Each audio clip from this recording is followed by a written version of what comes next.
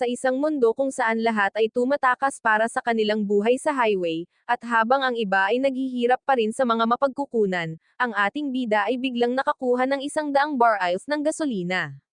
Ang World Channel ay agad na sumabog habang ang mga tao ay nagsimulang pag-usapan ang balita, sumisigaw sa labis na kawalan ng katarungan sa lahat ng ito. Habang ang iba pang bahagi ng mundo ay abala sa pagkalkula kung ilang oras na lang ang natitira para mabuhay, nakamit na niya ang kabuuang kayamanan sa apokalipsis na ito. Maligayang pagdating sa pandaigdigang laro ng kaligtasan sa highway. Ito ay isang sorpresa na inilaan para sa lahat ng sangkatauhan, ngunit ito rin ay isang walang katapusang pagtakas. Ikaw man ay dating bilyonaryo o isang hamak na pulubi, sa sandaling ito, lahat kayo ay nagbabahagi ng pantay na panimulang punto. Kaya, ang paglalakbay ay nagsisimula mula sa pantay na larangang ito. Nakikita natin ang isang mundong hinubaran ng lahat ng kulay nito, at sa loob ng nakamamatay na katahimikan na ito tunay na nagsisimula ang paglilitis. Nagsimula na ang paghuhukom. Ang paglipat na ito sa isang pandaigdigang pakikibaka para sa kaligtasan ay hindi lamang pantasya. Tiyak na hindi ito isang panaginip. Ang boses na iyon ay direktang umalangaw sa isipan ng lahat. Sa loob ng wala pang isang oras, darating ang unang banta. Hindi lamang ito isang laro, ito ay isang lugar ng pagbitay. Ipinapaalam sa kanila ng sistema na papalapit na ang panganib. Dahil 10 kilometro na lang ang natitirang gasolina, maraming sasakyan ang titigil sa loob ng 10 minuto. Hindi ito survival, kundi isang opening slaughter. Sinasala lang ng sistema ang mga malas sa sektor C996. Binalaan ang mga manlalaro. Ang ambon ay 70.3 na kilometro ang layo, na kumakalat sa bilis na 30 kilometro kada oras. Kailangan nilang paandaran ang kanilang mga sasakyan at agad na tumakas. Ang malunok ng ambon ay nangangahulugan ng tiyak na kamatayan. Dahil ang ambon ay gumagalaw sa bilis na 30 kilometro kada oras, at ang kanyang sasakyan ay kayang magmaneho lamang ng 10 kilometro, ang kalkulasyon ay mahirap. Nagpapanik ang mga tao, nagtataka kung saan napunta ang kanilang mga luxury car at kung bakit sila na-stuck sa mga sirang van. Sa totoo lang, ang isang van ang hindi nila gaanong inaalala. Iniisip ng ilan na ito ay isang kalokohan o isang hidden camera show, habang ang iba ay mas malala pa, na-stuck sa mga open-air tricycle na walang mapagtatagwan. Katawa-tawa ang sitwasyon. Ang ilan ay hindi man lang marunong magbasa ng fuel gauge na nakabaon na sa ilalim ng pulang linya. Ipinapakita ng sistema na 20 kilometro lang ang kaya nilang maglakbay. Sa malawak na kaparangan na ito, walang lugar para mag-refuel at walang lugar para tumakbo. Sinasabi niya sa sarili na hindi siya maaaring umupo at maghintay na lang sa kamatayan. Kahit na walang sapat na gasolina, kailangan niyang kumilos at maghanap ng mga resource crate. Kahit na ang tsansa ay isa sa 10,000, kailangan niyang sumugal. Bigla, nakita ng sistema ang isang soul trait na tugma sa binding. Inanunsyo ng sistema ang pamamahagi ng perk para sa isang baguhan, ang infinite trait. Dito nagbabago ang lahat para sa ating bida. Alam niya na sa pamamagitan lamang ng paggalaw ay makakahanap siya ng mga mapagkukunan. Ang kaligtasan ay isang luho para sa mga taong ang mga sasakyan ay talagang kayang tumakbo. Kung walang gasolina, kahit isang bundok ng ginto ay parang scrap metal na lamang. Agad niyang tinarget ang tangke ng gasolina ng kanyang RV para sa katangiang ito. Ang pagbabago ay agaran. Ang karaniwang tangke ng gasolina ng sasakyan ay opisyal ng binago ng sistema. Ito ay naging isang walang katapusang reaktor ng gasolina. Isang himala ng inhinyeriya, o marahil ay isang banal na intervention sa isang digital na impyerno. Hindi lamang ito isang paraan upang makatakas. Nangangahulugan ito na mayroon na siyang walang hanggang paggalaw na core sa gitna ng bangungot na ito. Ang pag-aatubili ay humahantong sa pagkatalo, ngunit hindi siya nag-aatubili. Pinapanood niya ang iba nang may pakiramdam ng hiwalay na ironya. Para sa kanya, ang dagandong ng makina ay ang tunay na tunog ng pagiging buhay. Gayunpaman, ang iba ay napipilitang magmaneho ng mabagal. Gumagapang sila na alam na ang bawat patak ng gasolina ay literal na kanilang dugo. Isang pagkakamali, at tapos na. Naririnig natin ang desperadong mga sigaw ng iba sa channel, na nagmamakaawa sa kanilang mga gauge ng gasolina na huwag nang bumaba pa. Para sa kanya, ang pangkalahatang panggatong ay bigla na lamang naging pinakawalang kwentang basura na maiisip. Hindi niya talaga ito kailangan. Ngunit para sa lahat, ang likidong ito ang sukdulang katalista para mabuhay. Ito lang ang tanging bagay na pinapahalagahan nila. Ito ang pinakamagandang balitang matatanggap nila. Ngunit para sa ating bida, isa lamang itong ingay sa paligid. Ang daan sa unahan ay puno ng kamatayan, at ang kapaligiran ay lalong nagiging agresibo sa bawat kilometrong lumilipas. Araw-araw ay nagdadala ng mga bagong hamon sa kanyang mga gawain, at ang mundo sa labas ay nagsisimulang magbago sa ilalim ng matinding silo. Ang araw ay hindi lamang sumisikat. Ito ay umaabot na may nakapapasong init na bumabalot sa tanawin na parang isang mabangis na hayop. Ang alon ng init ay dumadaloy sa makikipot na kabin ng kotse kahit saan. Ngunit sa loob ng kanyang RV, ang thermometer ay nananatiling nakapirmi sa malamig na 26 degrees. Kalmado niyang hinubad ang kanyang makapal na jacket, suot lamang ang manipis na t-shirt habang komportable siyang nakasandal sa upuan ng driver. Ito ang kapangyarihan ng isang maladyos na katangian. Ngayong maayos na ang kanyang kalagayan, sinimulan niyang suriin ang kanyang sitwasyon. Binibilang niya ang mga nasamsam mula sa kanyang mabilis na pagtakbo. Mahigit 100 resource crates na ngayon ang pumupuno sa kanyang cabin na naghihintay na mabuksan. Para sa isang ordinaryong manlalaro, ang 55 unit ng gasolina na iyon ay isang kayamanan na iligtas buhay, ngunit para sa kanya, ang mga ito ay ibang-iba. Nagpasya siyang subukan ang tubig, casual na nag-post sa channel na mayroon siyang universal fuel na ibinebenta sa sinumang interesado. Ang nag-iisang kislap na ito ang nagpasiklab ng isang matinding apoy. Ang dating malungkot na channel ay sumabog dahil tinatawag siya ng ilan na isang malamig na kapitalista, habang ang iba ay nagmamakaawa. Gayunpaman, karamihan ay desperado ng makipagkalakalan, at sa huli, nagawa niyang ipagpalit ang isang unit ng gasolina para sa isang bundok ng pagkain. Nakakuha pa siya ng isang handgun na may 3 bala na natitira. Nang matapos ang kalakalan at magsimulang magutom, natuon ang kanyang mga mata sa isang tila walang kabuluhang luho. Ito ay isang lamb hotpot meal kit, isang premyong walang katumbas sa ilang na ito. Isinaksak niya lang ang kanyang induction cooker sa power supply. Ang tunog ng kumukulong tubig ay parang musika sa kanyang mga tainga habang ang matangkad na pulang hiwa ng kordero ay dumudulog sa umuusok na sabaw. Ang aroma ng mga sariwang kabute at karne ay pumupuno sa maliit na cabin, at nagsimula siyang magpista habang pinapanood ang madilim at malakas na ulan sa labas. Sa usapan, ang mga tao ay umiiyak, tinatawag ang kanilang mga ina, o naghihintay lamang ng kamatayan. At isipin, ito pa lamang ang unang araw. Napagtanto niya na kung gusto niyang mapanatili ang banal na pamumuhay na ito, ang kanyang kasalukuyang sasakyan ay hindi sapat. Ngunit habang nagpapakasasa siya sa sandaling ito, ang kapayapaan ay nasira ng isang biglaang malakas na kalabog na bumatok sa pinto ng RV ng may nakakatakot na lakas. Pagkatapos ay dumating ang nakakakilabot na tili ng mga kuko na kumakaladkad sa sheet metal. Ang kanyang kamay ay natigil sa ere, ang kanyang ekspresyon ng kasiyahan ay nawala. Ang kanyang mga titig ay naging kasing talas ng isang talam. Tila ang apokaliptikong piging na ito ay nangangailangan ng kaunting madugong pampalasa. Nakahanda siya, alam na ang tunay na kalikasan ng mundong ito ay sa wakas ay kumakatok na sa kanyang pintuan.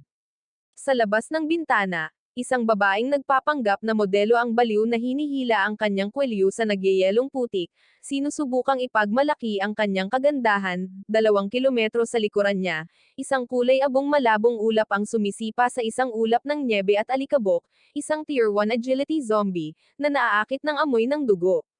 Nakaupo siya sa driver's seat at nakatitig sa system panel. Ang brutal na labanan kagabi ay nag-iwan sa kanyang kaliwang pinto na may 8% na tibay lamang. Kung bubuksan niya ang pintong iyon para iligtas siya ngayon, sa sandaling marating sila ng zombie na iyon, pareho silang magiging delat ang karne lamang. Tiningnan niya ang mga materyales na katatapos lang niyang tipunin. Ang kanyang boses ay malamig na parang hangin sa labas. Sa highway na ito, isa lamang siyang umuubos ng mga mapagkukunan. Para maunawaan ang kanyang pagiging malamig, kailangan nating balikan ang kagabi noong 25 degrees below zero ang temperatura at nagtatago siya sa kanyang cabin. Sa loob ng mainit na cabin, ninanamnam niya ang kanyang hotpot at musika nang biglang sumabog ang nakakapangilabot na tunog ng friction na parang kinakalawang na cuts arang bakal na kumakamot sa kanyang sariling mga ngipin. Natigilan siya nang lumingon siya at nakita ang isang namamagang nakakatakot na mukha na nakadikit sa bintana at sabik na inaamoy ang aroma ng karne. Bigla, tumunog ang sistema ng isang malakas na alarma na tumutukoy sa lakas ng nilalang na nasa level 30. Bago pa man siya makapag-react, isang malakas na kalabog ang marahas na yumanig sa 3 toneladang RV nang ihampas ng halimaw ang mga kuko nito sa likurang bakal na pinto. Tinitigan niya ang malabong mga matang iyon at napansin ang mga kuko nito na tumutulo na may itim na likido na ngayon ay mahigpit na nakasuksok sa hamba ng pinto.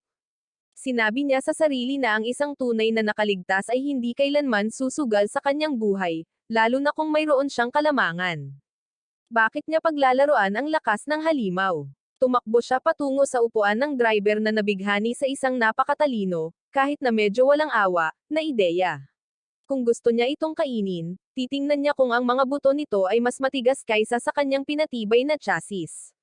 Ibinagsak niya ang kanyang paa sa kumikinang na pedal ng accelerator gamit ang lahat ng mayroon siya.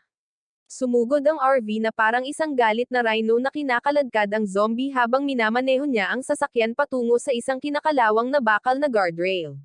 Parang isang hydraulic press na dumudurog ng kamatis, ang malalakas na zombie ay agad na naging isang patak ng dugo sa metal.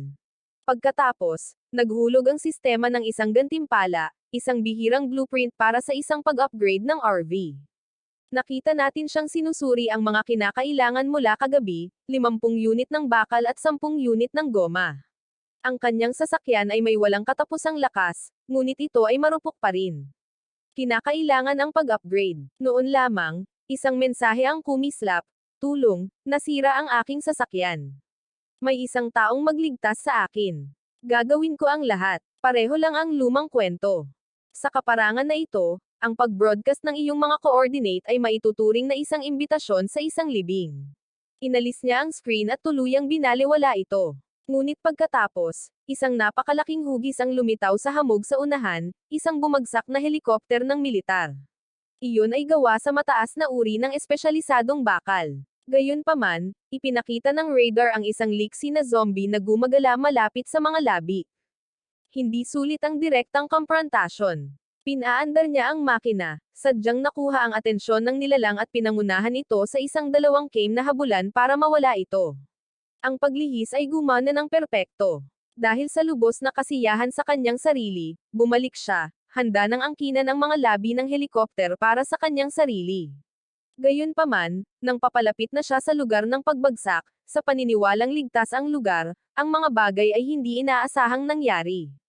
Biglang nanginag ng malakas ang RV nang sabay-sabay na na-flat ang lahat ng 4 na gulong.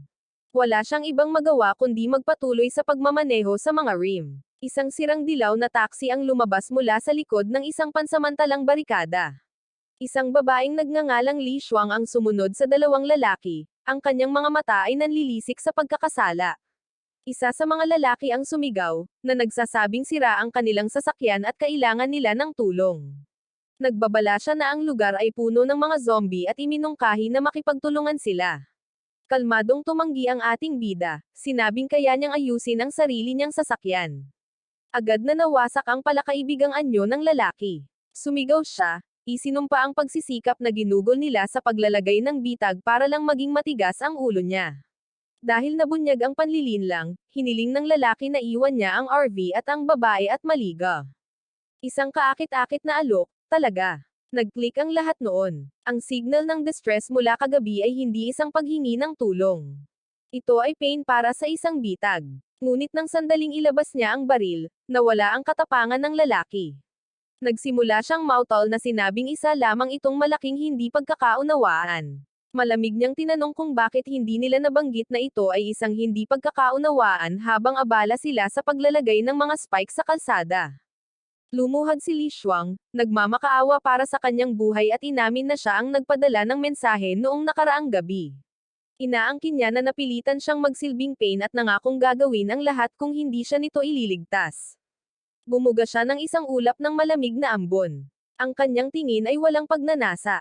Tiningnan niya sila ng may parehong pagkasuklam na maaaring maramdaman ng isang tao sa isang tumpok ng nabubulok na basura. Hindi pinansin ang kanilang mga pakiusap, Lumingon siya sa kanilang taxi at inutusan ang sistema na lansagin ito nang lumitaw ang mga bagong gulong at bakal sa kanyang imbentaryo. Parang naglalaro ng video game. Gayunpaman, ang malakas na hangin ay isang malupit na paalala na ang katotohanan ito ay lubhang nakamamatay. Sa mundong ito, ang lahat ay maaaring pumatay.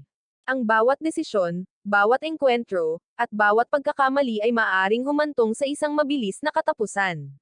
Ang kaligtasan ang tanging bagay na nananatiling sariwa dito. Sa mapanglo na highway na ito, ang awa ay isang luho na hindi niya kayang bayaran.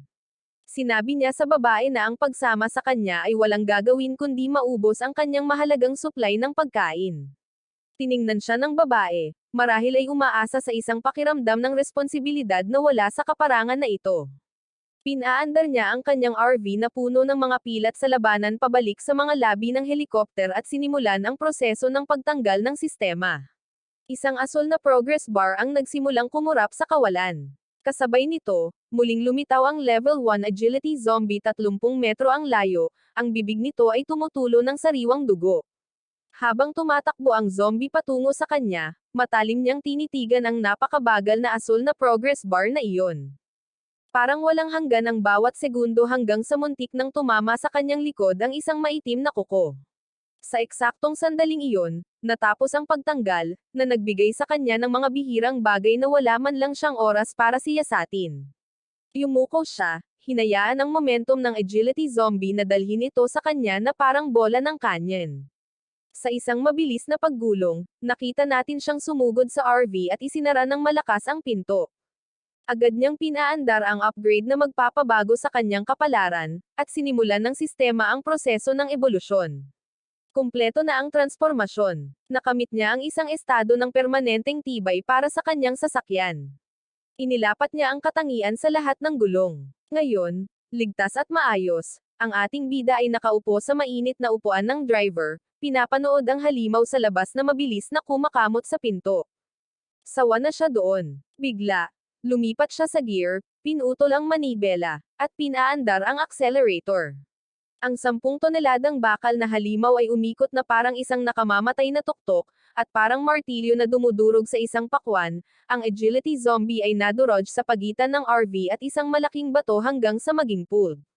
Ngunit pagkatapos, isang matalas na pulang anunsyo ang dumaan sa regional na channel, na nagpalamig sa kanya hanggang sa buto. May isang taong nagngangalang Xiao Chanba na nakarating sa level 3.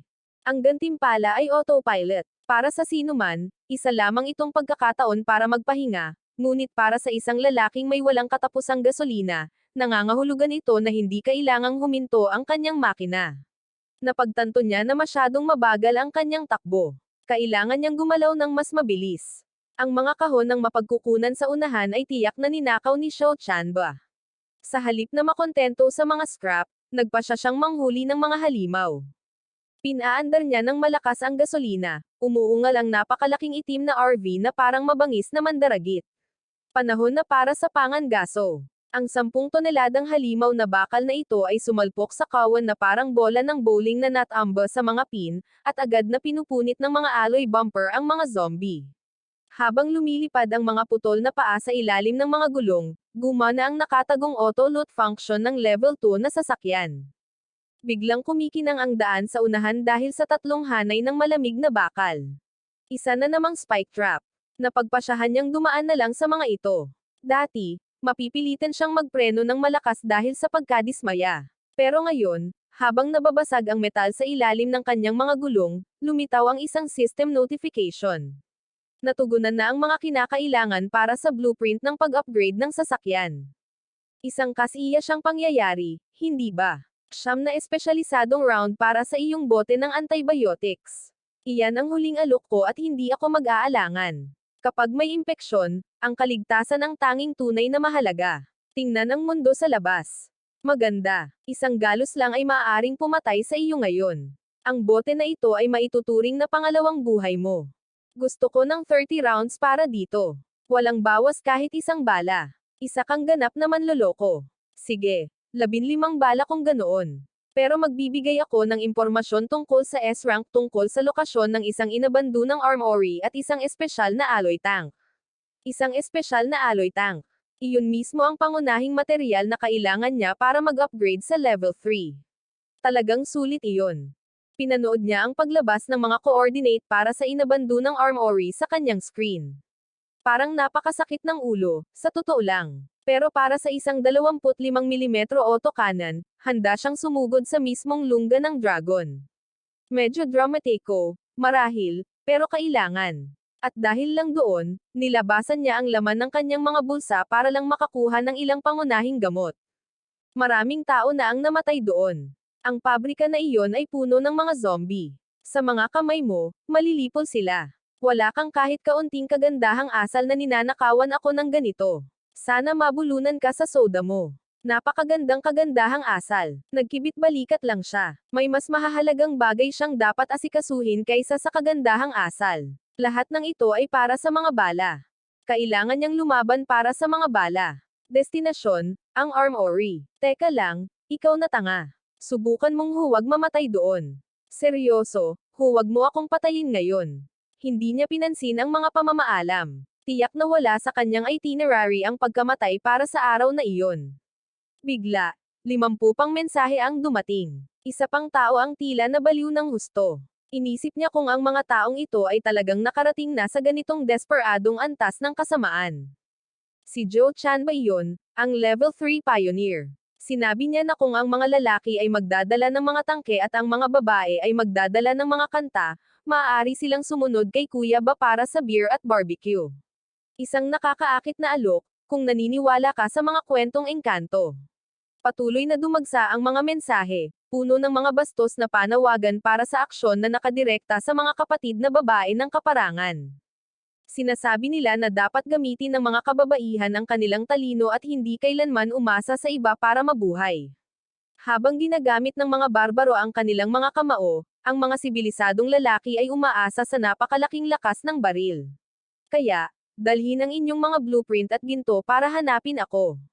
Ang katotohanan, kung tutuusin, ay umiiral lamang sa loob ng saklaw ng isang kanyen. Ito ang nangyayari kapag hindi kayo nagbabayad para sa proteksyon. Matagal na tayong walang supply. Walang silbi ang mga unyon at kaayusan ngayon. Alam kong lahat kayo ay nanonood, kaya makinig kayong mabuti. Itago ng mabuti ang inyong mga supply, dahil si Joe Chanba ay nakakuha ng isang autopilot system. Ang Evil Tiger Union ay nangangaso ng mga manlalaro, habang ang Iron Sparrow Heavy Industries ay nagmomonopolyo sa teknolohiya at mga mapagkukunan. Ang pakikipaglaban ng mag-isa ay lalong magiging mahirap. Upang maiwasan ang pagkalamon, alam niyang kailangan niyang maging mas malakas kaysa sa kanilang lahat. Ang pangalang Joe Chanba ay umalangaw sa usapan, na paulit-ulit na parang isang mantra ng nalalapit na kapahamakan. Joe Chanba, Joe Chanba. Ang pangalan ay tila nasa lahat ng dako niya tingnan. Ito ay isang patuloy na pag-atake na may parehong pangalan. Joe Chanba, Joe Chanba. Halos isinisigaw sa screen ang pangalan ng nagpapakilalang pioneer na ito, si Joe Chanba. Isang lalaking malinaw na nasisiyahan sa tunog ng kanyang sariling reputasyon, 50 kilometro na lang ang natitira. Kung lalayo pa siya, nasa gitna na siya ng pugad ng isang zombie. Kailangan niyang linisin ang lugar. Mas malala pa ang amoy ng mga langgam na may 3 daliri kaysa sa mga zombie mismo. Tunay ngang kamangha-mangha, naisip niya. Anong klaseng mga tao ang nakaligtas sa apokalipsis na ito? Bigla, may sumigaw sa pagkamangha. Diyos ko, boss, ito ba ay tangke ng Special Forces? Kung ikukumpara sa sirang van ko, parang langit at lupa ito. Binalaan niya ang estranghero na huwag itong hawakan. Boss, kailangan mo ba ng katulong? Ang pangalan ko ay Wanggo. Dati akong chef, at kaya ko ring mag-ayos ng mga kotse. Nagmakaawa si Wanggo na isama, at inalok na matulog sa sahig. Sinubukan pa niyang patunayan ang kanyang halaga sa pamamagitan ng pagtukoy sa isang gulong. Nakilala niya ang tread bilang isang high-grade Mike Halen Run flat tire, isang bagay na napakabihirang kahit ang kapangyarihan ng mga patakaran ay hindi ito matukoy. Sinabihan lang siya ng ating bida na maliga, ngunit nagpumilit si Wanggo, sinasabing ang mas maraming kaibigan ay nangangahulugan ng mas maraming landas sa buhay. Hindi ako kulang sa mga kaibigan, malamig niyang sagot. Wala akong mga target. Napagtanto ang panganib, nagpa siya si Wanggo na oras na para umalis. Habang naglalakad palayo, Bamulong si Wang na walang espesyal, kaunting good luck lang talaga. Nagmura siya ng malalim, kumbinsido na ang isang kahangahangang sasakyan na tulad niya ay dapat sana ay pagmamay-ari niya. Samantala, isang grupo ng mga tulisan na pinamumunuan ng isang lalaking nagngangalang Yong ang nagbabalak malapit sa kanila, naghahanap ng kanilang susunod na malaking puntos. Sinusubaybayan ni Yong ang mga galaw sa ilang at naniniwalang sa wakas ay nakatuklas na siya ng isang napakatabang tupa na maaaring hulihin. Inilarawan niya ang isang itim na Special Forces RV, kumpleto sa gamit at mukhang isang premyo na naghihintay lamang na kunin.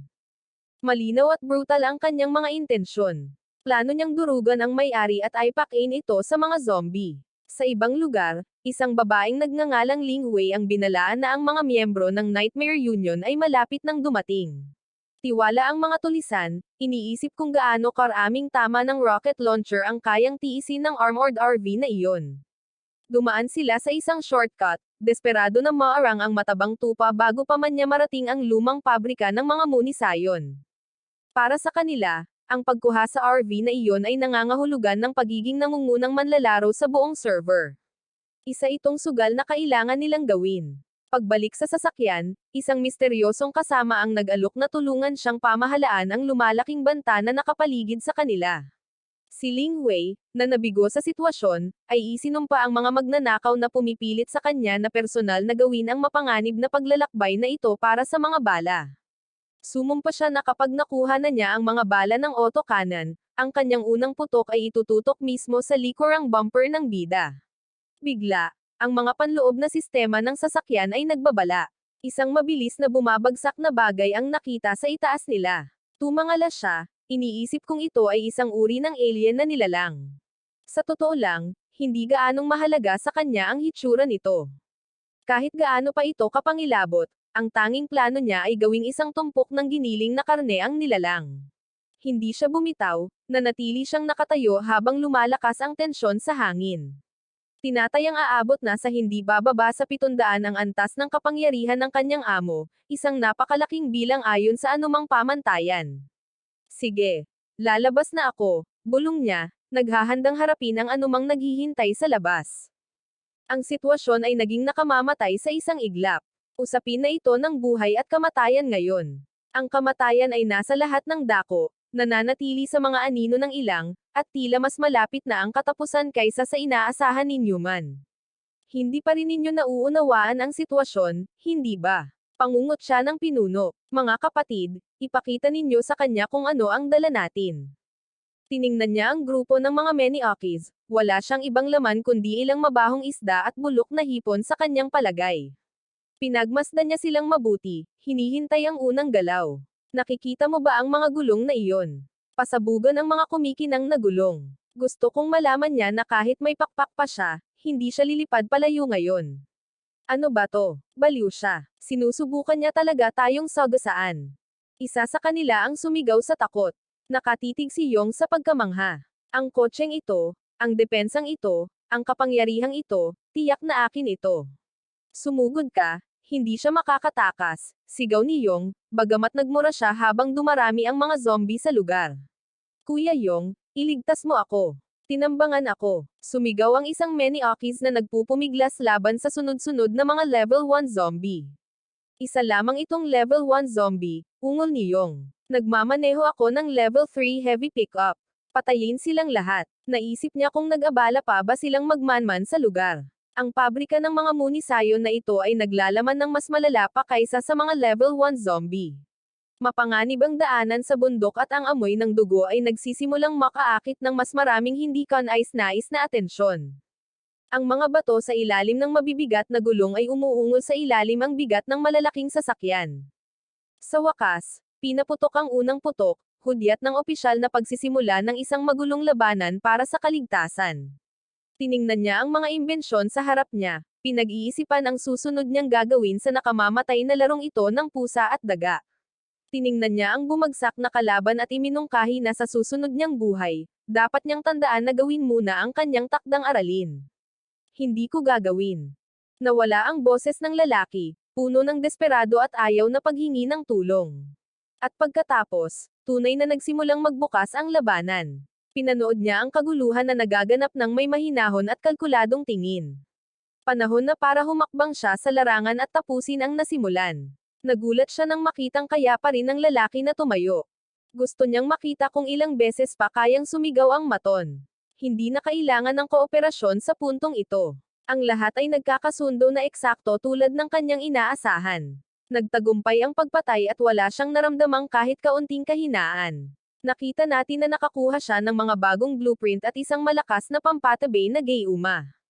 Sa totoo lang, ang gilid ng larangan ng digmaan ay tunay na nakakasuklam. Napakayaman niya. Sa ganitong kalaking lakas ng baril, ang kalamangan ay ganap na kanya, 500 units ay higit pa sa sapat para sa dalawang buong pag-upgrade. Dati, hindi niya kayang dalhin lahat. Ang kanyang RV ay hindi man lang magkasya ng isang karagdagang kahon ng pansit. Dahil hindi niya ito madala, nagpasya siyang i-upgrade ang sistema at simulan ang plano. Dahil mayroon na siyang 25mm chain gun, napagtanto niyang hindi na lang siya basta nagmamaneho ng isang simpleng RV. Hindi, ang sasakyang ito ay naging isang bagay na mas mabigat kaysa sa isang motorhome lamang. Hindi na ito basta isang RV, ito ay isang gumugulong na kuta na handa para sa anumang bagay. Paulit-ulit niyang ipinapaalala sa sarili na nagmamaneho siya ng isang RV, isang simple at ordinaryong RV lamang. Ngunit dahil may kapasidad na 10,000 metro kubiko ang imbakan, hindi na ito basta locker lamang. Para bang kasya sa kanya ang isang buong katamtamang laki ng barkong pangkargamento sa loob ng espasyo ng sasakyang iyon. Napagtanto niyang kaya niyang ilagay ang lahat sa loob. Kaya sinimulan niyang tipunin ang lahat. Hindi ito sapat. Gusto niya ang bawat piraso ng bakal, hanggang sa pinakahuling tornilyo. Balak niyang dalhin ang lahat, walang iiwan para sa iba. Habang ang iba ay isinasapanganib ang kanilang buhay para sa isang bote ng tubig, dala niya ang mga kayamanan na kasing halaga ng isang lungsod. Naiisip natin, handa na ba talaga ang mundo na harapin ang mekanikal na halimaw na ito? Sa ibang lugar, nagsimula ang takot nang may isang taong napagtanto na tuluyan nang nawala ang pickup truck ni Gillion. Sa wakas ay naunawaan niya kung bakit siya tinarget ng Bad Wolf Guild. Lahat ng ito ay dahil sa lalaking ito. Ito ang perpektong oras para subukan ang kanyang bagong kanyon at tingnan kung kaya nitong kumuha ng isang kaluluwa sa isang putok. Nagmakaawa ang target para sa kanyang buhay, takot na takot sa matinding lakas ng sandatang nakatutok sa kanya. Ang katumpakan at lakas ay hindi kapani-paniwala. Malinaw na hindi nasayang ang mga materyales na iyon. Nagmakaawa ang lalaki para sa kaligtasan, ngunit ang ating bida ay walang interes na gumanap bilang tagapagligtas. Gayunpaman, may isang bagay na nakakuha ng kanyang atensyon. Ang 30 unit ng gasolina ay isang nakakaakit na alok, lalo na sa isang kalsada kung saan ang kamatayan ay laging nagbabantay. Sa karerang ito, ang mga mapagkukunan ay parang mga chips lamang, ngunit ang sariling lakas ang sukdulang trump card. Sa totoo lang, ang pagbenta ng kanyang sarili ay isang hakbang na nakalaan lamang para sa mahihina. Napagpasyahan niyang gamitin ang kanyang ginto upang lalong palakasin ang kanyang pisikal na katawan. Kung ikukumpara sa pagkawasak ng mga zombie, ang kaunting pansamantalang sakit ay walang kahulugan. Ang sakit ay talagang napakasakit, na nagtulak sa kanya na muling suriin ang kanyang kasalukuyang lakas sa pakikipaglaban. Alam niyang kailangan niyang protektahan ang kanyang sarili, dahil ito ay nagiging mas mapanganib kaysa sa inaasahan. Gamit ang tamang timbang at kagamitan, makakamit niya ang isang antas ng fitness na pinapangarap lamang ng karamihan. Matapos malagpasan ang mga patakaran ng kalsada, ang kanyang armored RV ay nagpatuloy sa matatag na paglalakbay nito sa buong gabi. Tila wala silang ibang nakasalamuha sa mapanglo na bahagi ng ilang ng China. Ang nakaraan ay nasa likuran na niya, ngunit ang daan sa hinaharap ay nanatiling hindi tiyak gaya ng dati. Teleportasyon. Ngayon, nakakatuwa iyon. Tila hindi lubos na nauunawaan ng kanyang kalaban ang tunay na kahulugan ng kapangyarihan. Tinawag niya itong banal na awtoridad, isang puwersa na kakaunti ang maaaring umasa na labanan. Mahinahon niyang iminungkahi na tingnan ng kanyang kaaway kung ano ang naghihintay sa likuran niya.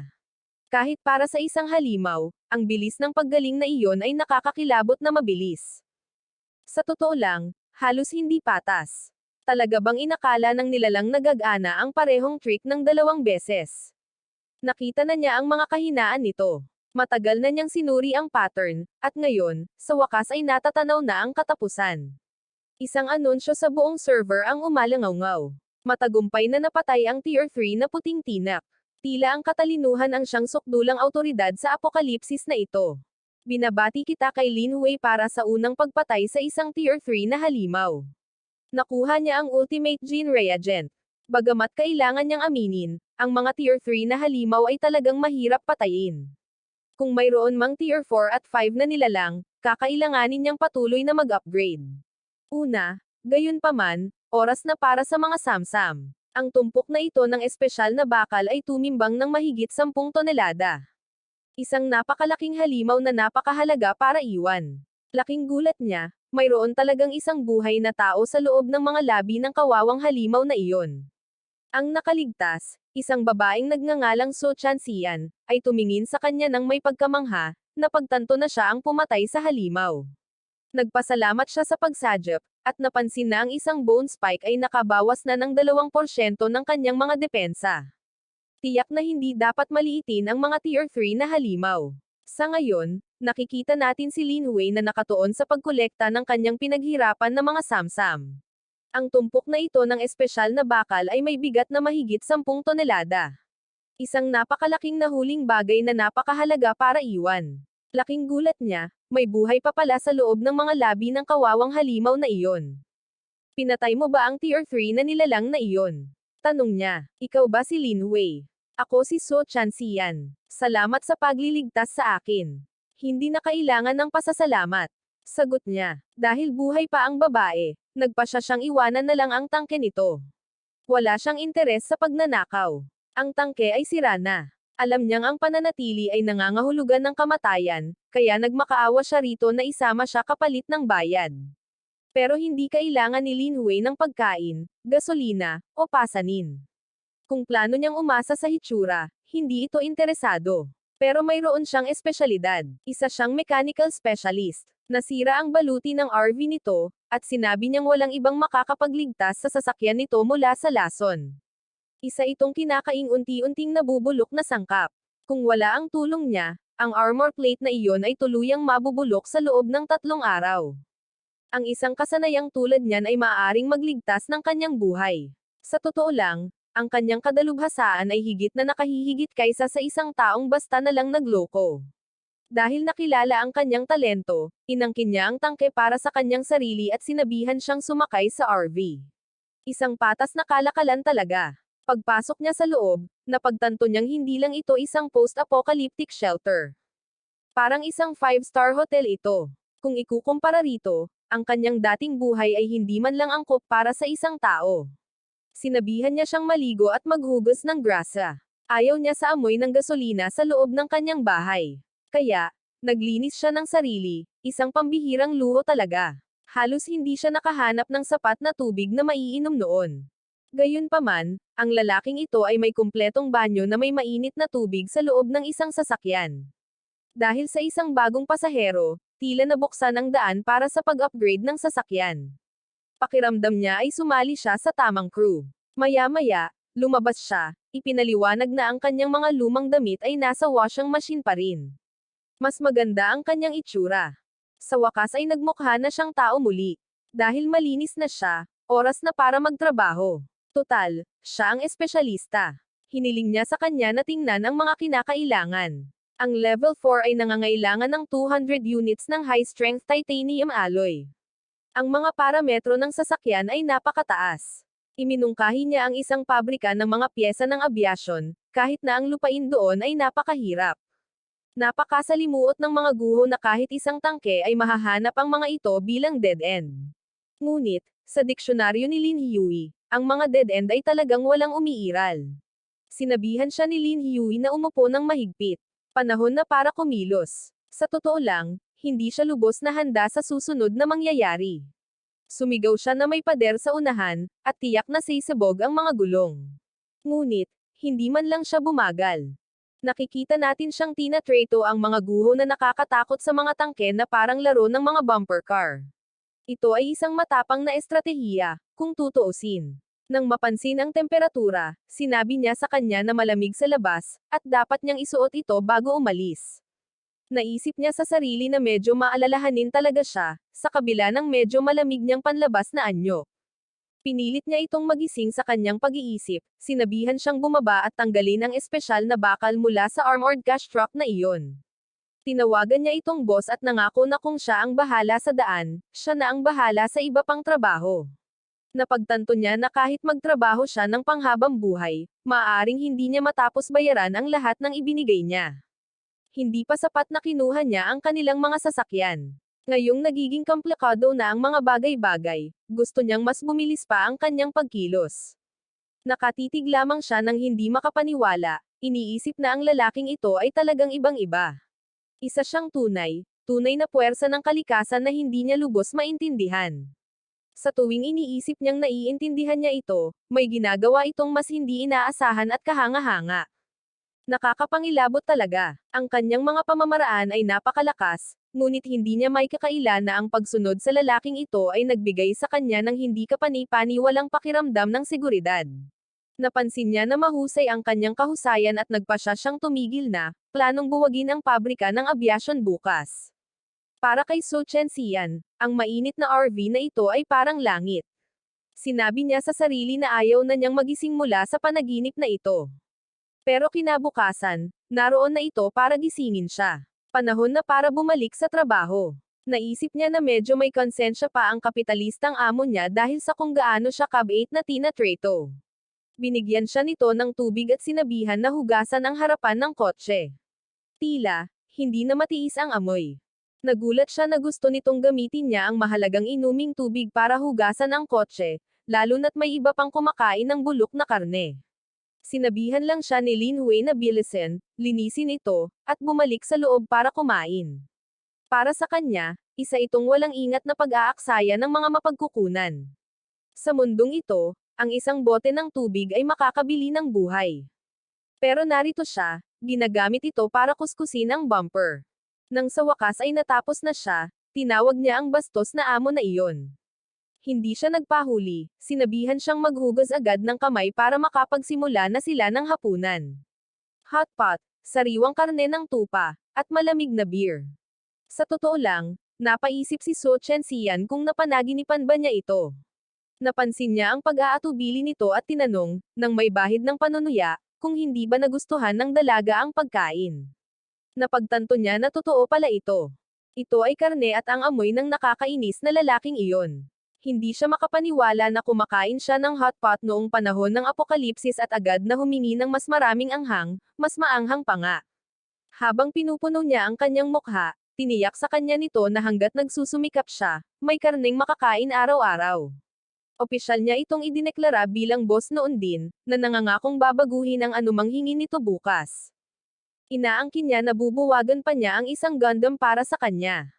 Pagkatapos ay sinimulan niyang ikwento sa kanya ang tungkol sa kanyang kaibigan sa kolehiyo, si Xiaoya. Si Xiaoya ay isang reconnaissance specialist at perpekto silang nagtulungan hanggang sa lumitaw ang Evil Wolf Guild. Tiningnan niya ito, napagtanto na kung hindi niya ito nakasalubong, ibang-iba sana ang kinalabasan ng kanyang kwento. Sa kaibuturan, alam niyang malamang na namatay na siya sa kamay ng mga ugok na iyon. Nabanggit ni Lin Wei na napatay na niya ang ilan sa mga miyembro ng Evil Wolf Guild, na itinuturing itong kaunting interes na nakolekta para sa kanyang kaibigan. Ang salitang salamat ay parang napakaliit para sa sandaling iyon, ngunit sinabi pa rin niya ito. Sinabi niya sa kanya na hindi na kailangan ng salamat, dahil sumakay na siya sa kanyang sasakyan, iba na ang mga bagay ngayon. Itinuring na niya itong empleyado niya ngayon at nangako na kung may mananakit sa kanya, siya ang mag-aayos ng kaso. Noong una, balak lang sana niyang sumakay, pero ngayon ay nagsisimula ng magbago ang pananaw niya. Bigla, may naalala si So Chen Chen na mahalaga at inilabas ang isang electronic map chip ng disyerto ng mga zombie. Ito ay isang map chip na partikular para sa tiwangwang na rehiyong ito, isang bihira at mahalagang kagamitan para mabuhay. Napagtanto niya ngayon kung bakit alam nito ang lokasyon ng arsenal. Dahil dito, nakikita natin na hindi na nila kailangang gumala na parang mga langaw na walang ulo. Ipinaliwanag niya na isinugal ni Xiaoya ang lahat para sa chip na ito, at ang tanging pag-asa niya ngayon ay ang tuluyang makaganti. Sa totoo lang, pakiramdam niya ang pagsakay sa sasakyang ito ang pinakamatalinong desisyon na nagawa niya sa buhay niya. Sinabihan siya ni Lin Wei na magpahinga, ngunit ipinaalala niya na tingnan ang mga channel bukas para sa mga espesyal na materyales o impormasyon tungkol sa Jin. Habang tumahimik ang gabi, isang ligaw na ideya ang sumagi sa isip niya. Isang lalaki at isang babae na nag-iisa na nag-inom ng ilang beer. Inisip niya, na may kaunting ironiya, kung dapat ba siyang lumaban o hayaan na lang ang mga bagay na mangyari sa natural na takbo nito. Pero binasag niya ang katahimikan, ipinaalala sa kanya na siya ang empleyado at matutulog sa sofa. Tungkol naman sa amo, syempre, siya ang kukuha ng kama. Kaya, sa wakas ay nakatulog na ang ating bida sa sarili niyang komportableng tirahan. Isa itong mahalagang pangyayari, na siyang unang pagkakataon na hindi siya nag-iisa sa santuwaryong ito na may baluti. Napagtanto niya, marahil sa kanyang sariling pagkagulat, na hindi naman masama ang pagkakaroon ng ibang tao sa paligid. Nagreklamo si Su Chen na ang kanyang amo ay walang pakiramdam ng pagiging kabalyero, ngunit sa kaibuturan niya, nakaramdam siya ng kakaibang kapayapaan.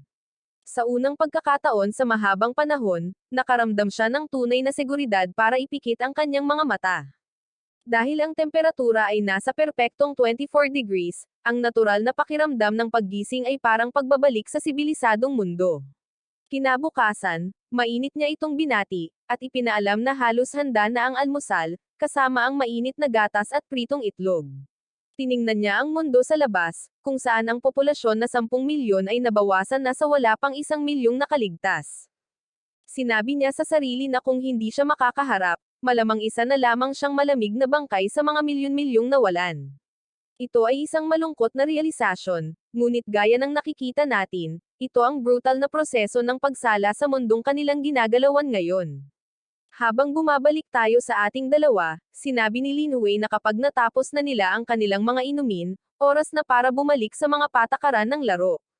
Napagpasyahan niyang tingnan kung ang mga epekto ng mga low-level na gamot sa Jin ay maaaring mapahusay o kung ang kanyang katawan ay magkakaroon lamang ng resistensya.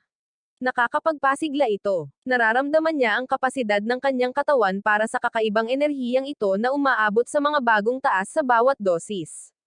Pinanood ni Su Chen ng may lubos na kawalan ng paniniwala, iniisip kung anong uri ng napakalaking kapangyarihan ang kanyang nasasaksihan. Napagtanto niya na ang mga mid-level potion ay nangangailangan ng pangangatawan na 50, isang layunin na, sa ngayon, ay malayo pa. Panahon na para magpalit ng damit. Panahon na para simulan ang misyon sa araw na ito, ngunit habang tinitingnan niya ang kanyang aparador, sandali siyang huminto.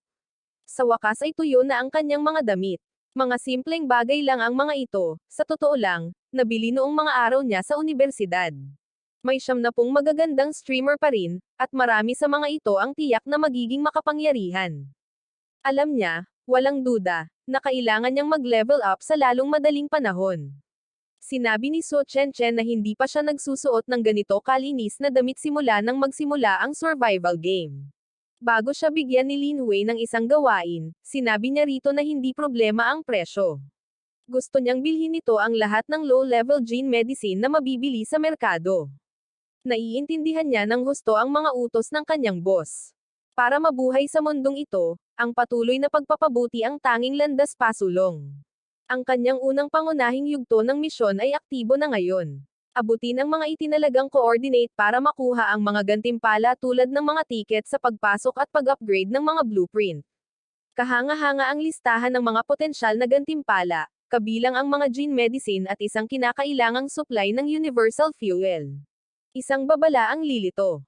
Sa loob ng 120 oras, isang nakamamatay at napakalamig na kulay abong hamog ang babalot sa buong rehiyon.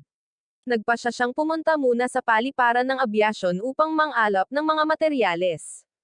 Sa pamamagitan lamang ng pag-upgrade ng RV sila magiging tunay na handa. Ang paghahanda, kung tutuusin, ang pagkakaiba sa pagitan ng buhay at kamatayan sa kaparangan. Tinanong ni Su Chen kung talagang pupunta sila. Mukhang sinusubukan ng sistema na tipunin ang lahat sa isang holo para sa isang massacre. Naisip ni Lin Wei na ang 100 oras ay sapat na oras upang makarating sa paliparan bago harapin ang sapilitang komprontasyon ng sistema. Hindi kailangang magmadali, sabi niya sa kanya. Sa mundong ito, hindi pa malinaw kung sino ang mandaragit at kung sino ang biktima. Samantala, sa ibang lugar, isang grupo ng mga kababaihan ang nagdiriwang ng kanilang unang tagumpay, inihahanda ang kanilang sarili para sa anumang susunod na ibato sa kanila ng sistema. Sa ibang lugar, isang grupo ng mga nakaligtas ang nagiging hindi mapakali, sumisigaw sa kanilang pinuno na manguna at angkinan kung ano ang sa kanila.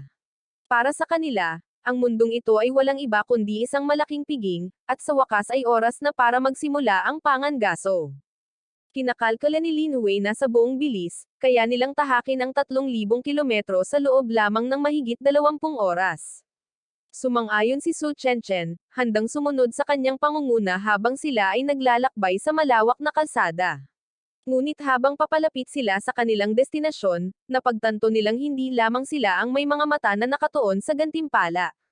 Sa mundong ito ng hilingan ng karne, ang mga walang lakas ay walang iba kundi mga biktima na naghihintay na mahulog. Isang grupo ng mga armadong lalaki ang humarang sa daan, na nagsasabing ang Starlight Mutual Aid Society ang pumalit at inutusan silang umalis. Isa sa mga tulisan ang nanginag habang papalapit ang RV, sumisigaw sa kanila na manatili sa likod, hindi naman sa mapipigilan nito ang isang gumagalaw na kuta. Nakaramdam si Su Chenchen ng isang malakas na aura mula sa grupo, na nagbabala kay Lin Hui na ang babae at ang mga armas sa unahan ay mapanganib. Hindi nababahala si Lin Hui. Hindi porket sila ang unang dumating ay pribadong pag-aari na nila ang lugar na ito. Nagtataka siya, na may kaunting malamig na pagkaaliw, kung talagang iniisip nila na maaari nilang sakupin ang lugar nang hindi muna siya tinatanong. Isang lalaki ang humakbang paarap na may nakasanayang ngiti, nagpakilala bilang si Tang Chuan, ang pinuno ng Starlight Mutual Aid Society. Napansin niya na ang RV ay isang medyo matibay na kuta, napagpasyahan na si Lin Hui ay tiyak na isang mataas na antas na manlalaro. Sa tabi niya, isang lalaking nagngangalang Bayren ang nagpaliwanag na siya ay dating punong siruhano, na ngayon ay nangunguna sa mga lalaking ito sa kanilang pinagkakatiwalaang tiwala. Nakatitig lamang si Lin Hui, iniisip kung sino nga ba ang humihingi ng kanilang mga kwento sa buhay. Sa totoo lang, medyo sobra na iyon. Matako na tiningnan ni Tang Chuan si Su Chenchen, iniisip sa sarili na pagkatapos ni Lucy, sa wakas ay nakahanap na siya ng isa pang pambihirang premyo na makukuha. Ang totoo, ang pabrika ng mga pyesa na iyon ay naglalaman ng eksaktong hinahanap nila, ngunit naglalaman din ito ng mahigit 100 puting spike. Nagmungkahi siya ng isang kasunduan, kung si Lin Hui ang magbibigay ng malakas na firepower, mapapanatili niya ang 30% ng mga supply. Mapagbigay, hindi ba? Bamulong ang isa sa mga nasasakupan ni Tang Zuan na kailangan nila ng mga manggagawa, hindi isang amo na hindi susunod sa mga utos. Nakikita ni Lin Hui ang buong kilos. Gusto nila siyang gamitin bilang pamatay kanyon, ngunit masaya siyang sumama muna sa ngayon. Naisip ni Lin Hui na mas mabuting sumama na lang siya, dahil alam niyang mas mapanganib ang mga puting spike kaysa sa mga ordinaryong zombie. Tinitiyak sa kanya ni Tang Zuan na sa kanyang lakas ng apoy, walang magiging problema, at sinabing malaking tulong kung papayag siya. Sumang-ayon si Lin Hui na ang 30% ay isang makatarungang alok, ipinakilala ang sarili bilang Lin bago sinabihan silang tipunin ang kanilang mga tauhan. Gusto niyang ayusin ito ng mabilis nang walang anumang hindi kinakailangang pagkaantala. Pinuri ni Tang Zuan ang kanyang diwa. Tinawag ang kanyang mga tauhan na sumunod sa kapatid na si Lin habang naghahanda sila para sa pag-atake. Inihanda ng grupo ang kanilang mga sarili para umalis, habang pinangungunahan ni Tang Zuan ang pagsalakay, o tila ganoon nga. Humarap siya sa isang babaeng nagngangalang Lucy, humihingi ng tulong, at nangako na ang napagkasunduang bayad ay ibibigay. Tinitiyak niya sa kanya na ang ginto ay ibibigay gamit ang 2 kamay kapag natapos na ang trabaho. Isa sa mga nasasakupan ang tumingin sa eksena ng may matinding pananabik, iniisip na sa bagong mundong ito, ang mga babaeng tulad niya ay sa wakas ay abot kamay na niya.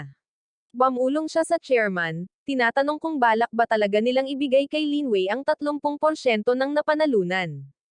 Napansin ni Tang Zuan na mahirap lutasin si Lin, ngunit binanggit niya na nakalimutan niyang sabihin dito ang tungkol sa 12 puting spike sa loob. Higit sa lahat, mayroong isang babaeng level 3 na nangangitlog na puting spike. Plano niyang maghintay hanggang sa maubos ang bala at depensa ni Lin. Pag-aari niya ang kotse, at gayon din ang babae. Ngunit biglang may nag-vibrate na babala. Isang high-energy life form ang nakita sa malapit. Ito nga ang babaeng level 3 na puting spike. Gayunpaman, tiniyak ng system kay Lin na mayroon silang sapat na materyales para maayos ang RV ng maraming beses. Sinabihan ni Lin Wei ang system na magpatuloy, umaasa na dahil nasa loob na ang lahat, makakapaghintay pa rin ang iba. Naalala niya ang pendant na kinuha sa kanya, isang alaala na parang mapait pa rin ang lasa ng kamatayan. Sa kaibuturan niya, determinado siyang lahat ng humahamak sa kanya ay magbabayad sa huli. Iniabot ni Tang Zuan ang isang walkie-talkie, na nagmumungkahi na makakatulong ito sa kanila na mas mahusay na makipag-ugnayan, ngunit may nakita ang system na nakatago sa loob. May isang tracking device na naka-embed sa radyo. Napagtanto ni Lin Wei na mas makalkala pa ang matandang Zoro kaysa sa hitsura niya. Sa totoo lang, hindi siya gaanong naabala ng isang simpleng tracker habang naghahanda silang pumasok sa puso ng pasilidad. Parang mali ang kapaligiran dito. Masyadong tahimik. Sinabihan silang may mga puting spike, at kilalang kilala ang mga nilalang na iyon sa kanilang katalinuhan. Mayroon silang isang antas ng katalinuhan, isang katotohanang isinasaisip ni Lin Wei. Ito ay isang kalkulado at mandaragit na uri ng karunungan.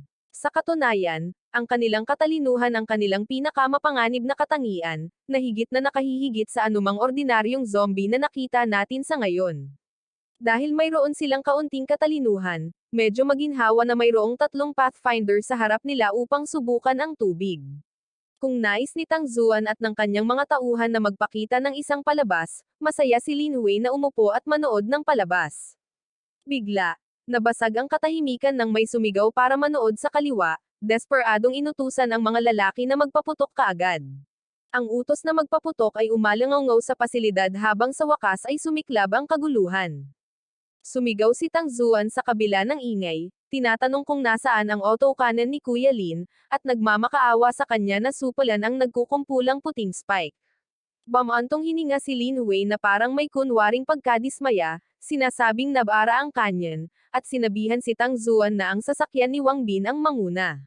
Ipinaalala niya sa kanila na ang kahinaan ng isang puting spike ay isang partikular na bahagi sa kanang bahagi ng baywang nito. Inaangkin niya na ang kanyang fire control system ay kasalukuyang nagre-reboot, at sinabihan silang manatili sa linya. Isang napakakombinyenteng teknikal na aberya, nga. Nagmura si Tang Zuan ng malalim, alam na ang pag-reboot sa eksaktong sandaling ito ay isang lantaran na kasinungalingan. Nang hindi man lang naglaan ng isang buong segundo para mag-asinta, ang susunod na grupo ng mga bala ay pinaputok. 3 tama sa loob ng 2 segundo nang halos walang paghahanda. Ang antas ng katumpakan na ito ay isang bagay na kahit ang mga pinaka-elite na sniper mula sa kanyang nakaraang buhay ay imposibleng makamit. Ang ganitong mataas na hit rate ay nagmumungkahi na ang sistema ay nagtataglay ng isang espesyal na kasanayan sa pakikipaglaban na halos supernatural. Dumating na ang boss, at kasama niya ang presensya ng isang bagay na mas kakilakilabot, ang dakilang commander mismo. Nandito na ang dakilang commander, at tila mas lalong lalala ang sitwasyon, wika nga. Kumilos na ang amo, pumasok sa labanan nang umabot na sa sukdulan ang pressure. Sinabihan niya silang linisin ang harapan at ayusin ang mga bagay-bagay, habang pinapanood ang eksena ng may katahimikan ng isang lalaking nakakita na nito noon. Nandoon pa rin siya sa labas, nakulong sa gitna ng kaguluhang iyon. Sumuko na ang dalaga dahil hindi na siya makabalik sa loob. Kaya, maaari na nating simulan ang pagkukumpuni ngayon, di ba? Binibini, pakiusap, kailangan mong makinig sa katwiran. Iyan ang Blood Essence Mastery 3 na ginagamit niya. Talagang hindi ka panipaniwala ang babaeng ito. Isa siyang mataas na premyo na dapat ay mayroon ako. Kailangan ko talaga siyang makuha, hindi tulad ninyong mga walang kwentang hanggal. Tulungan ninyo akong supalan ang mga puting spike na ito. Nandito na ang dakilang commander. Ang dakilang commander. Ang dakilang commander ay tunay na nasa ilalim ng kontrol ngayon, o tila ganoon. Nandito na ang commander at handa na para sa susunod na hakbang. Panahon na para gumawa ng isang mabuting gawa at tapusin ang araling ito. Opisyal nang tapos ang klase para sa araw na ito.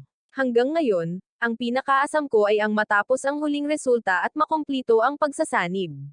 Nagbabago ang lahat, lumilipat sa ibang anyo sa harap ng ating mga mata. Sa totoo lang, pagkakamali ang pag-atake sa mga granada na iyon, pero matagal ka lang nawala. Ang kanyang mga galaw ay kasing fluid ng tubig. Ang babaeng ito ay siguradong dalubhasa rin sa mga kapangyarihan. Mga kapatid, magbigay kayo ng depensa. Dugmugan silang lahat. Walang iiwan. Kuya Lin, ang iyong fire control system ay talagang natagalan bago mag-reboot, hindi ba? Ang sirang sasakyan na ito ay sadyang mainitan ang ulo at mahilig bumagsak sa pinakamasamang sandali. Mabuti na lang at walang kapantay ang kapangyarihan ni Chairman Tang. Talagang humanga ako sa iyong husay. Boss, tingnan mo siya. Ang kanyang mga titig ay talagang nakakatakot. Wala lang talaga. Dahil nalinas na natin ang lugar, dapat siguro ay magpatuloy tayo sa mas malalim na bahagi ng pasilidad. Hayaan siyang manood kung gusto niya. Mayroon tayong misyon na dapat tapusin, kung tutuusin. Total, ang isang patay na tao ay walang titig na mapag-uusapan, hindi ba? At ngayon, tila dumating na ang tunay na problema. Nakikita natin na ang laki ng Sanjaya ay tunay na napakalaki, mas malaki kaysa sa inaasahan ni Newman. Kung kaya ni Ling Wei na patayin ng isang Sanjaya noong isang araw, naisip niya kung bakit hindi niya magawa ang pareho. Sumigaw siya sa lahat na umatras agad mula sa bodega, tinawag silang mga hanggal. Ling Shu, kailangan mong umalis sa lugar na ito ngayon din. Lalong lumala ang sitwasyon nang mapagtanto niyang hindi niya kayang tumagos sa mga depensa nito. Desperadong inutusan niya ang kanyang mga tauhan na magpaputok sa lalong madaling panahon. Isa itong desperadong dula, isa na parang sugal kaysa plano. Sinubukan niyang kontrolin ang sitwasyon, kahit na tila hindi niya ito maintindihan. Sa isang sandali na parang pelikula, pinanghawakan niya ang kanyang pananampalataya habang natutokso. Ang posibilidad na mawala ang kanyang ulo ay nagiging hindi komportableng totoo. Habang papalapit ang countdown, napagtanto niyang tanging ang boss lamang ang tunay na maaaring lumabas bilang panalo. Ang lalaking iyon, si Tang Shan, ay sumusugod patungo sa kanila, isang tanawin na pumuno sa kanila ng purong sama ng loob. Wala nang natitirang oras para huminto, kaya sumigaw siya sa lahat na umatras. Ginamit niya ang pag-atras upang itulak ang sarili, isang galaw na napakawalang saysay na walang sino man ang makakahuli nito. Naging malinaw na takot ang kalaban sa malapitang labanan sa lupa. Dahil tumangging bumaba ang nilalang, nagpa siya siyang hahanap ng paraan para pilitin ito. Taglay ang isang pag-agos ng lakas, hiniling niya na bumaba ito agad doon. Shin Xian, sumakay ka sa kotse. Panahon na para kumilos. At sa gayon, pumasok tayo sa ika-11 round ng magulong larong ito. Kapatid na Lin, huwag mong intindihin ng mali. Isa lamang itong malaking hindi pagkakaunawaan. Pero ngayon, tila dumating na ang panahon para magkaayos na tayong dalawa. Ho Bing, magpaputok ka at takbuhan mo ako ngayon din. Chairman Tang, maaaring hindi ako ang pinakamatalinong tao, pero hindi ako tanga. Dakilang Boss Lin, sumusuko na ako. Gusto lang niyang manatiling buhay, kaya nagmukha siyang duwag sa paningin ng iba. Taksil ka. Bakit? Bakit mo ito gagawin sa amin? Hindi pagkakaunawaan, Brother Lin. Ngayon lang, parang nawala sa kontrol ang pambihirang gamit ko, sumpaman.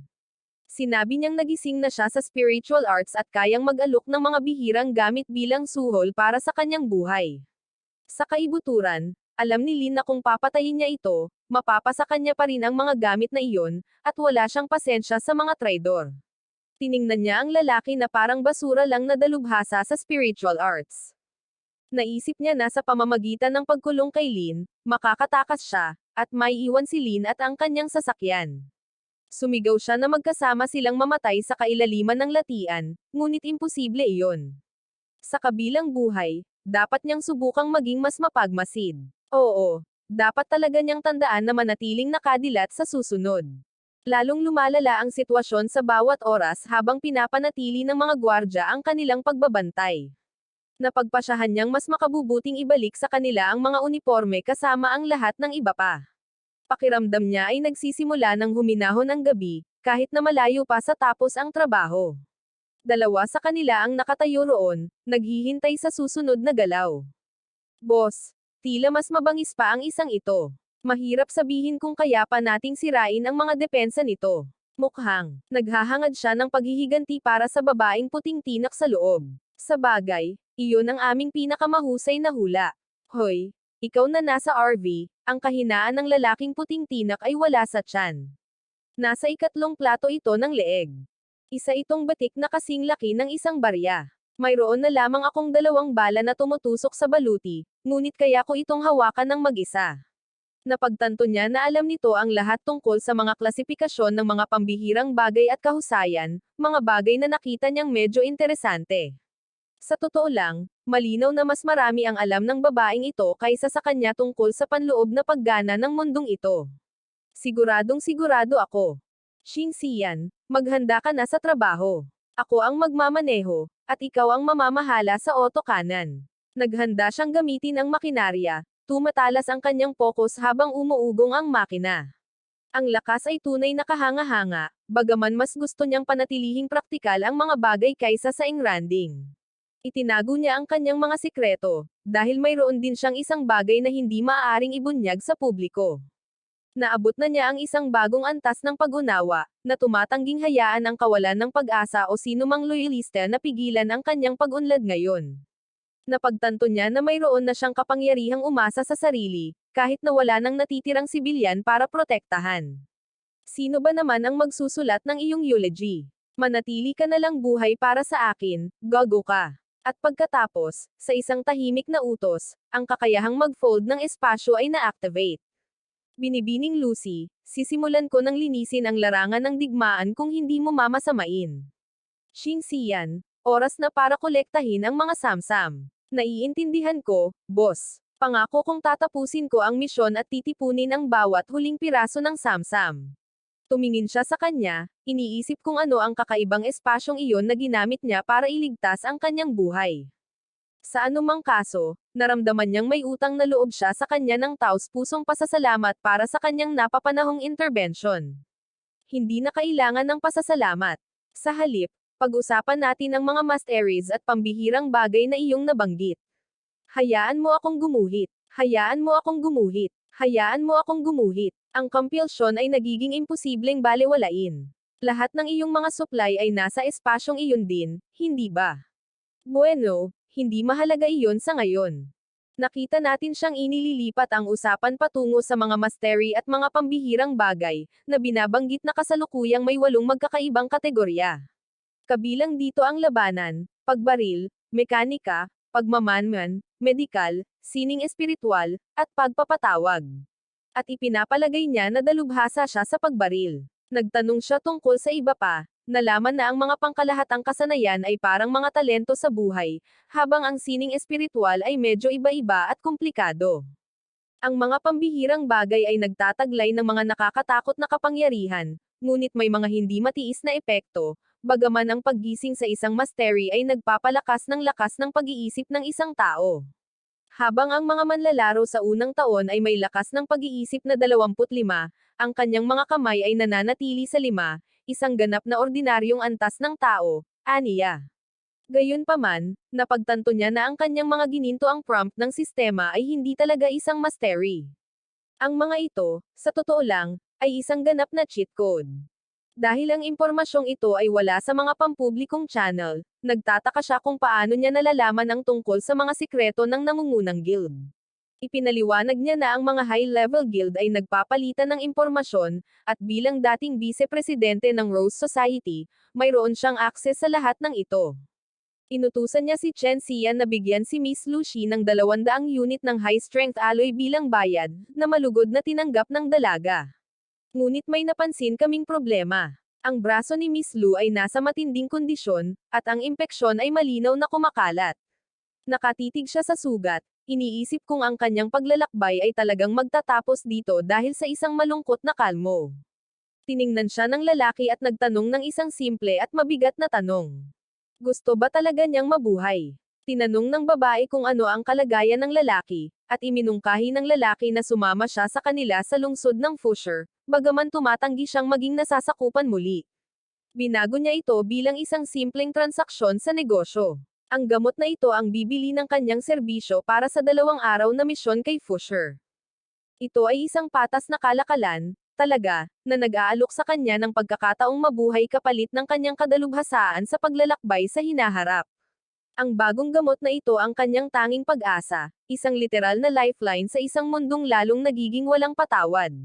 Ang mga medikal na supply na ginagamit niya ay napakalakas, at dinagtagal, ang tensyon sa loob ng koponan ay nagsimulang lumambat. Opisyal niya itong tinanggap sa crew at sinabihan si Chen Xian na tulungan siyang makapasok sa sasakyan para makapagsimula na sila. Natahimik si Lucy. Sa wakas ay unti-unting nababanaag ang bigat ng kanyang kamakailang pagtakas habang umuugong ang makina.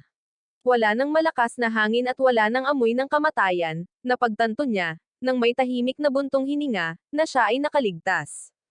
Nakita namin ang ginhawa sa mukha ni Chen Xian nang mapagtanto niyang sa wakas ay gising na ang kanyang kaibigan, at mainit niya itong binati.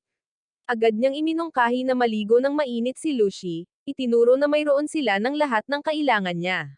Ang ideya ng sapat na tubig para sa isang paliligo ay tila isang luho, ngunit tiniyak sa kanya ni Ching Chen na napakabukas palad ng kanyang amo.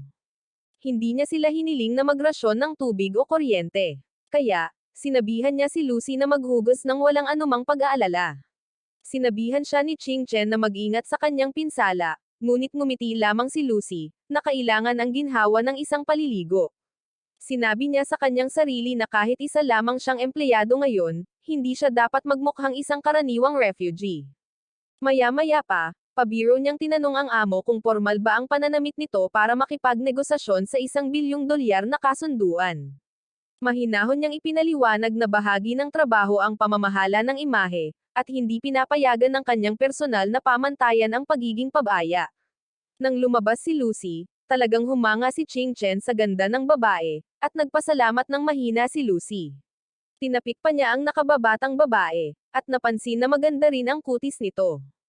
Nagulat si Ching Chen sa kilos na iyon, dahilan para medyo namula siya sa biglaang pag-aaruga.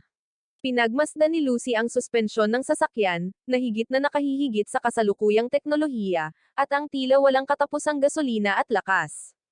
Hindi niya maiwasang magtaka tungkol sa tunay na pinagmulan ng misteryosong lalaking ito na nagbibigay ng napakahirap na kapanatagan. Nabanggit niya na simula nang sumali siya sa crew, kailangan nilang magpalitan ng mahahalagang impormasyon, ngunit unahin muna ang mga bagay-bagay. Tiningnan niya ito ng diretso at tinanong kung maaari na ba niyang malaman ang pangalan ng kanyang bagong boss. Binigyan siya nito ng simple at prangka na sagot.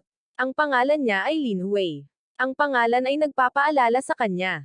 Si Lin Hui, ang isa sa anunsyo ng server-wide para sa first tier 3 kill.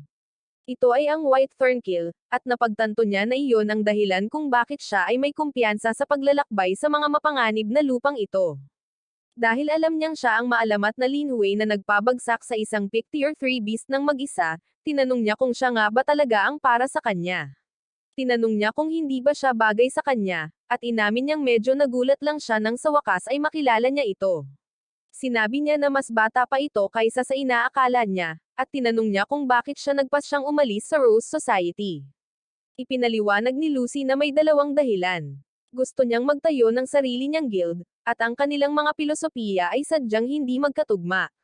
Masyado silang nakatuon sa tulong ng mga babae at tinatanggap ang lahat, na sa tingin niya ay isang pagkakamali sa kaparangan na ito.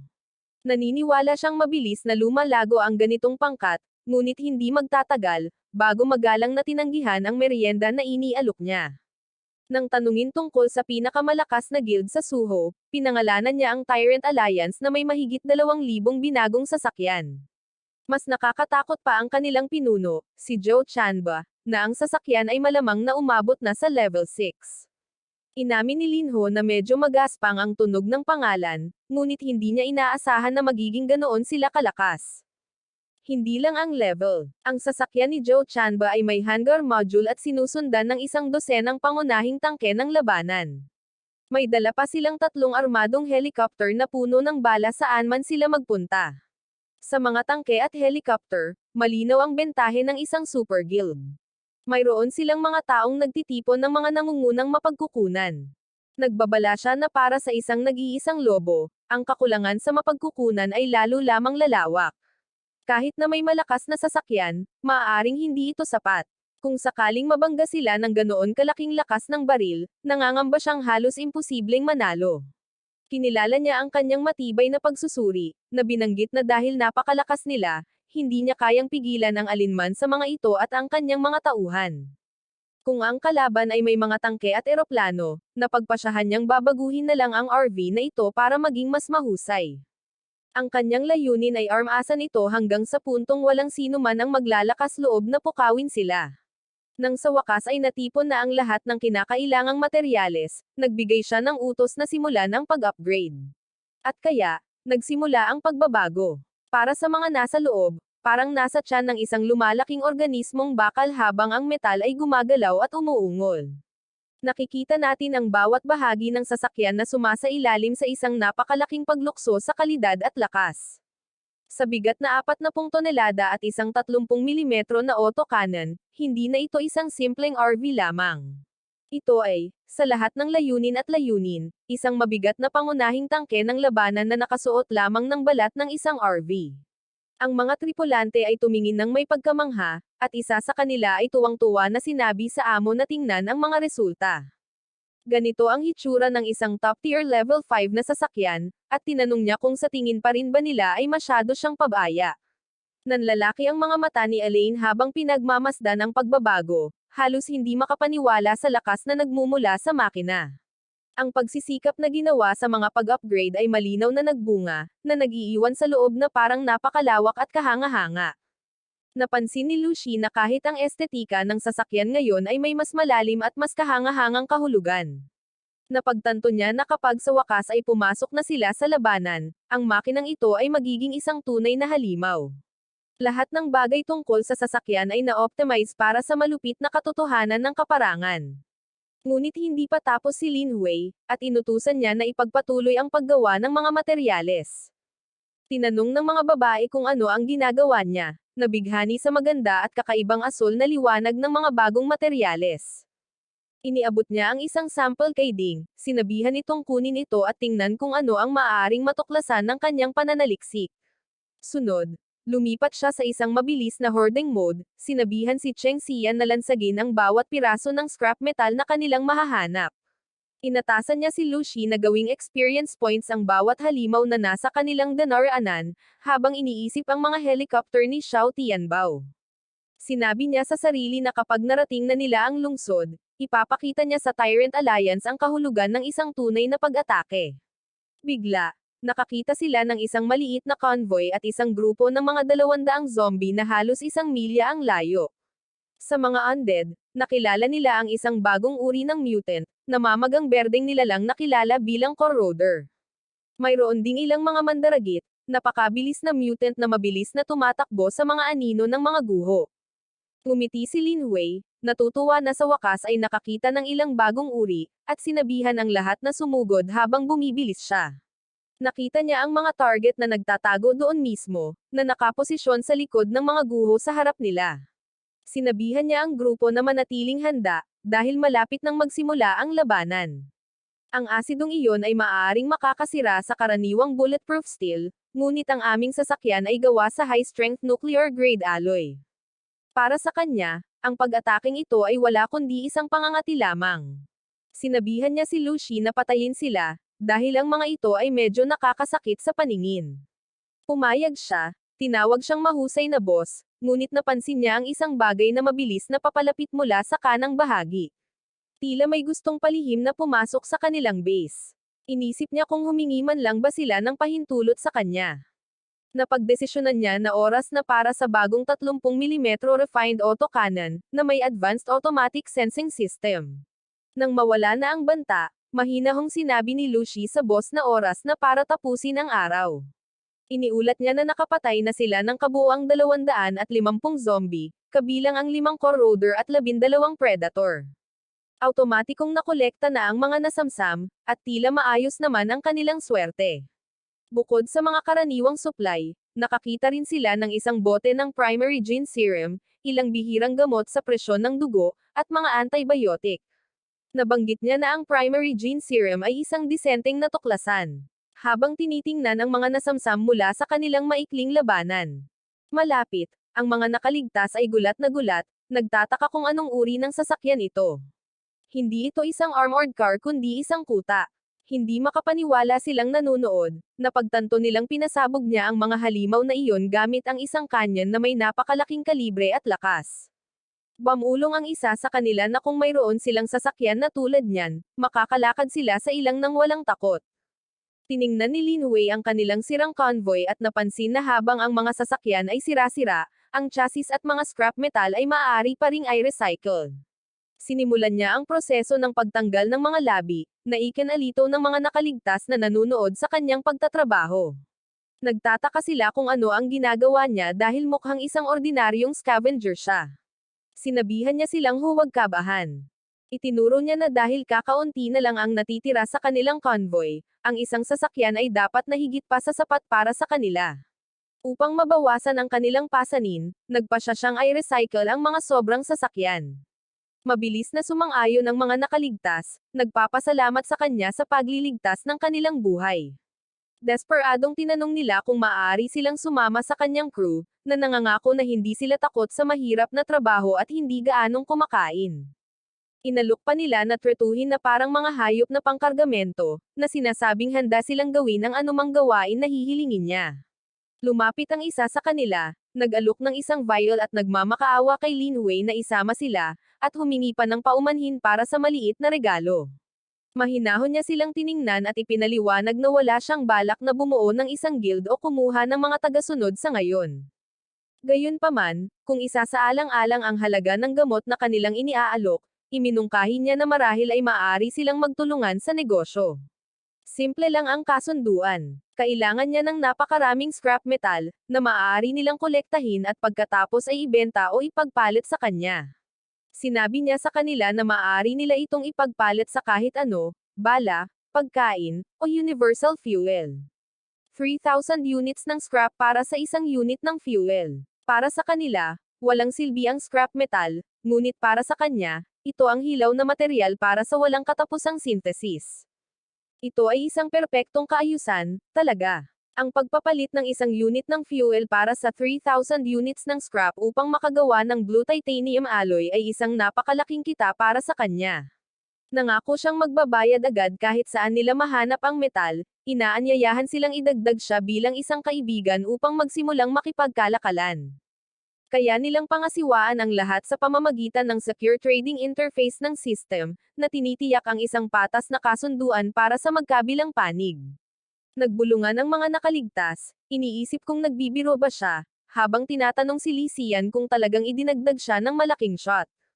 Nagulat si Li Xian na napagtanto na ito ang parehong Lin Wei na lumabas sa anunsyo sa buong server 2 araw pa lamang ang nakalipas. Dahil alam nila ang reputasyon ni Lin Wei, napagpasyahan nilang hukayin ang bawat piraso ng kalat sa lugar, kasabay ng pagpapadala ni Lin Wei ng isang paunang kargamento. Malaki ang kargamento, pagkain, tubig, 50 unit ng gasolina, at maging mga baril na may bala. Isang malaking kayamanan ito sa kaparangan na ito. Napagtanto nila na ito ang kabayaran para sa primary gene serum, na nagpapatunay na si Lin Wei ay taos-puso sa kanilang pakikipagsosyo. Pinanood ni Lucy ang palitan at tinutokso siya tungkol sa kanyang pagsusumikap, habang tinanggap lamang niya ang papuri ng may maliit na ngiti. Tinawag niya itong isang mahusay na pilantropo dahil sa pagbibigay ng napakaraming supply kapalit ng isang bote ng gene serum. Tinanong niya ito kung sa tingin niya ay hindi siya kayang magmalasakit, inamin na umaasa lang siya na makakaligtas sila ng sapat na panahon upang makarating sa lungsod. Ngumiti siya, sinabihan ng kanyang amo na tingnan siya sandali habang naghahanda siyang magpakita sa kanya ng isang bagay. Sumang-ayon siya, interesado na malaman kung ano ang nasa isip niya pagkatapos ng isang mahaba at produktibong araw. Kaya, nakita natin ang isang bihirang sandali ng katahimikan habang naghahanda sila para sa anumang susunod na ibato sa kanila ng kaparangan. Nakikita natin siyang nagpapakita ng isang automatikong high-pressure cleaning module na ginawa niya mula sa simula, ibig sabihin ay hindi na nila kailangang hugasan ang kotse gamit ang kamay. Isa itong napaka-praktikal na function, at inamin niya na ang kahusayan ni Ching Chen ay tunay na walang kapintasan, na, natural, ay tinatanggap niya bilang isang bagay. Bukod dito, pagkatapos ng matagumpay na pag-install, ang kanyang kahusayan sa espesyalisasyon ay tumaas ng 10% at ang kanyang mental power ay tumaas ng 1 puntos. Para makapag-level up ang mga espesyalisadong manlalaro, dapat nilang maabot ang 100% awakening bilang karagdagan sa pag-upgrade ng kanilang mga blueprint. Ipinaliwanag niya na mapapabuti niya ang kanyang mga kasanayan sa mekanikal sa pamamagitan ng paglikha at pagkukumpuni bago maghanda ng hapunan para kay Lucy at sa kanyang amo. Tinanong niya kung ang kanyang espesyalisasyon sa sniper ay bumubuti sa pamamagitan ng pagbaril, at kinumpirma niya na ang kanyang kahusayan ay umabot na sa 100%. Ang kailangan niya ngayon ay isang Level 2 Sniper Specialization Upgrade Blueprint, bagaman ang mga ganitong bagay ay tila napakabihirang mangyari. Sa katunayan, wala pang sino man ang nakabanggit na nakakita ng isa sa pampublikong channel, na nagdulot sa kanya ng paghihinala na maaring wala sila sa disyertong ito na puno ng zombie. Maaring kailanganin nilang maghintay hanggang sa makarating sila sa susunod na mapa, ang lupain ng hamog, bago makahanap ng isa. Ngunit sa ngayon, inanunsyo ni Ching Chen na handa na ang hapunan. Ang katotohanan na ang batang babae ay marunong magluto ay lalong nagugustuhan siya, kaya't ang grupo ay naupo upang kumain. Tinukso ni Lin Hui si Pangulong Lu, tinanong kung sanay na ba siya sa ganitong simpleng pagkain at inalok siya ng salad habang sinasabihan niya itong tumigil sa pangungutya sa kanya.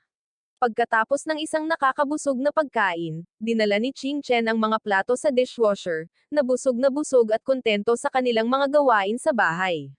Natapos din si Lin Hui at nagpas siyang maligo, kasunod si Lucy, na masayang sumunod. Iminuwestra niya sa kanyang nakababatang kasama na mauna na, pinapanatili ang isang masayang pakiramdam ng kagandahang asal sa kabila ng kanilang malupit na kapaligiran. Kasama ang dalawang magagandang babae sa kanyang tabi at ang bawat ginhawa na ibinibigay, hindi ito parang isang pakikibaka para mabuhay. Parang buhay ng isang emperador.